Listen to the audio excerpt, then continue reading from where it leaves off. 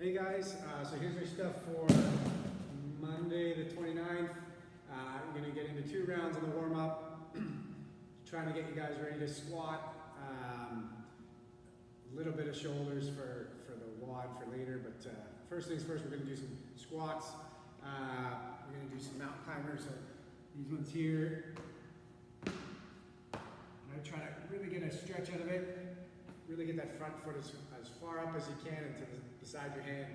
The short little steps don't really do enough to kind of get you ready to squat.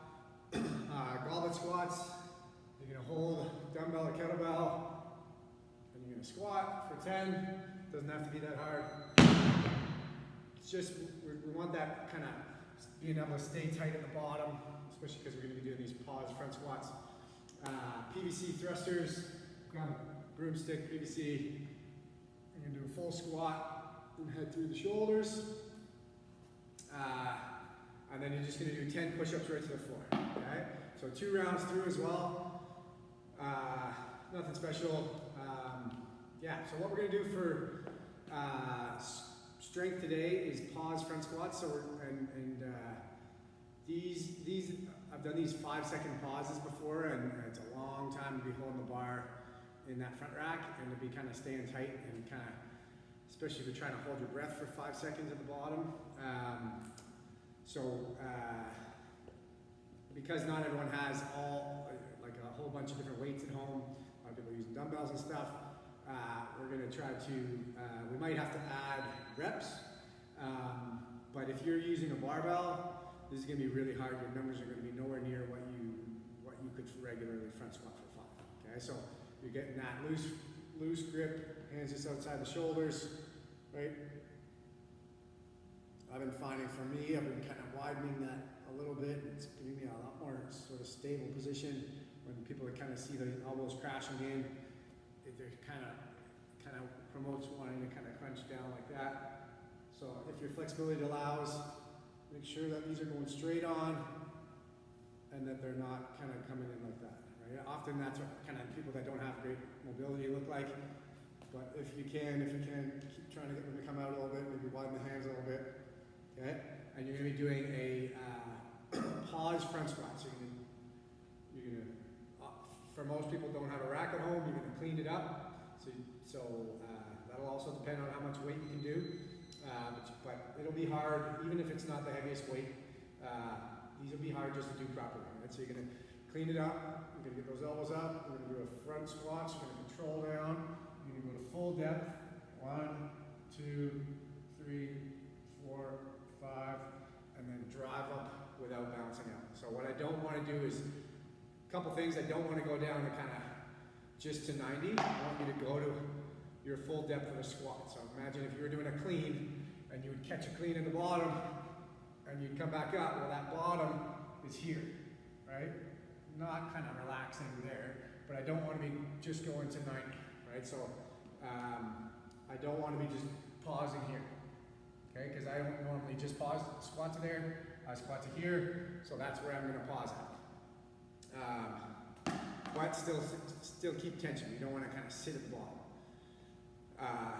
And then no bounce. And if you do sit at the bottom, you won't be able to get out of there without a bounce. Right? So if you're going to go down with tension, and then no going like this to get out of it, you're keeping tension, and you're just going to push through the floor.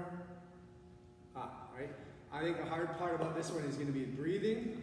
I've done these before where you feel like your head's going to explode because you're trying to hold your breath really tight, trying to stay strong and upright in the core and not let those elbows drop for 5 seconds, and then it turns into, after a while it's like looking like that, right? So it's going to be it's just as much of a core drill, stamina drill than it is a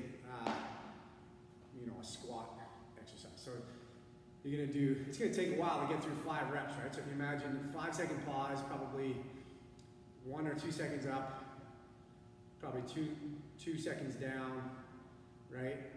So it's almost 10 seconds of lift, right? So it should take you about a minute to get done the whole 5 reps, right? That's if you're challenging yourself.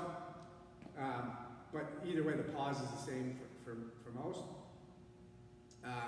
So if you have a dumbbell or two dumbbells, right? If you want to hold it like this and then drive up, right? If this is easy, like if you're holding one dumbbell that you normally use with one hand and you're holding it with two hands and it's really easy and you can pause forever and do 5 squats, do 10, right? We want to really blow up the legs and we want to make it hard for you to get to be able to drive out of the bottom. We want to make it a struggle that's not just like I could just do this all day, right? Like doing a strength at a light weight is, if it's pointless, if it's not really challenging you, it's not going to make you better, right? So you might be doing 10 squats with a 5-second pause. I want the pause to be 5 seconds. Yeah, goblet squat, you can be holding the kettlebell in the front, just like we did in the warm-up. You could hold, I don't really want, you can hold the kettlebell here, or however you want to hold it, but I don't want this, right? This is a back squat, right? So if I do this, right, this is a lot easier to sit at than this. Okay, so if you have a bar and you have some weight, try that out. It's really going to kind of be hard to hold for 5 seconds. Often we do like a 3-second pause or 2-second pause. That 5 is going to be shocking. And then if you don't have a lot of weight, try to make it so that you're going to have to add reps. I would say maybe do a test set of like as many as you think you could do, and then I would try to do that every time. So if it's like starting to get really tough to sit at the bottom and all of a sudden it's like it's tough to power out of the bottom because you've been sitting there for 5 seconds, that's probably when it's starting to get hard, right? Yeah, so, okay, so the WOD, there's 2 WODs, 2 parts. First part's 12 minutes long, and we're gonna do a 2 minutes off, and then you're gonna go 4 minutes on. So it's gonna be 18 minutes total. Yeah, so the first part you're going to do is, most people have a dumbbell. If you have a dumbbell, you should use it. You're going to do thrusters with the left. So you're going to do a full squat, then press, full squat, press. You really want to finish in that straight line from hand to ankle. Okay. So you're going to do all 10 on one side. It really doesn't matter if you start with right or left. And then you're going to do some handstand walking for some of you guys. Obviously that's a really advanced skill that not everyone in the gym has. Most people are going to be doing bear crawls, and we're doubling the distance for a bear crawl. So you're going to go 10 meters. So this would be a good one like on the grass or on you know, somewhere flat, especially if you want to kind of mess around with handstand walks, but you're not great at them yet. Sometimes it's nice to work on the grass. Maybe not too slanted, but so 10 meters of handstand walk. You could do that in like 2 sets, like 5 out and 5 back or whatever. And then 20 meters of bear crawl. Bear crawl, all you're doing is just like you would in a warm-up, but the only kind of standards for it would be that the butt has got to be above the shoulders. Right? Keep your legs pretty straight, but I don't want to be doing like this. Crawling like that. Okay, so the idea is you're trying to mimic a handstand walk. So you're trying to get kind of lean the weight into the hands so that the hands are taking more weight than the feet. Okay? Or at least they feel like that. Okay?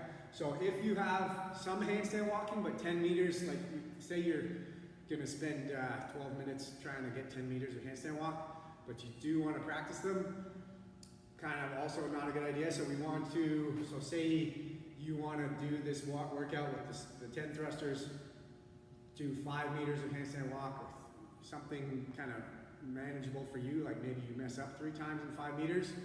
That's still better than doing 10 meters and taking the whole thing. People that are good at handstand walks, 10 meters is a normal distance for them. So I think you should be able to kind of do them for a little while without breaking. Yeah, so then you do the other arm, 10 thrusters, and then you're going to go back to the handstand walk or bear crawl.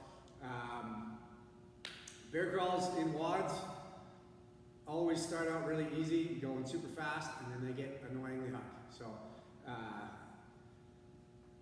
I know it looks like it's not going to be that bad. I think this WOD is going to be sneaky hard, just because it's, you know, thrusters get the heart rate up, bear crawls get harder as you go, especially when the shoulders are gassed, heart rate's up. Okay, so yeah, should be a different one, but a good kind of, you know, your body won't be kind of used to this one. Okay, and braking and strategy and stuff. So after that, after 12 minutes of as many rounds as possible, you're going to do 2 minutes of rest. So at 14 minutes, you're going to start the next WOD, and you're going to do 4 minutes. So this should be a sprint. You're going to do Russian twists. So if you have a plate, usually Russian twists work the best with a plate. If you don't, you're going to use dumbbell.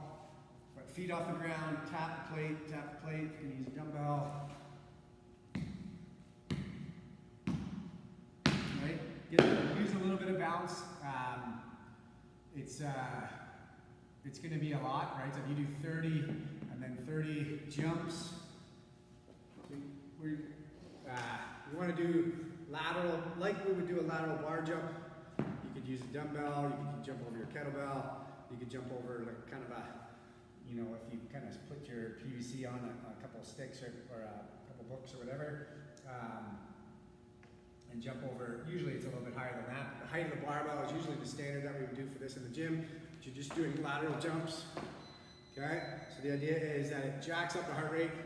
30 should be kind of doable pretty quickly, which means you're back on the Russian twist very quickly. And 30 of those, when you're using momentum, should be very quick for at least a couple rounds. And then you're going to be back in the jumps. So it's going to be a as fast as possible. Don't pace it kind of wild, right? So the idea is 4 minutes, move fast, see how far you get without slowing down, right? Don't pace it for the later rounds, okay? So yeah, so if you have a bar, use the bar. If you don't, maybe stack up something higher. If you need to, you could jump over your kettlebell like that, but I find that people kind of end up jumping in front or behind it. Yeah. Okay, so yeah, 2 separate scores. Good luck.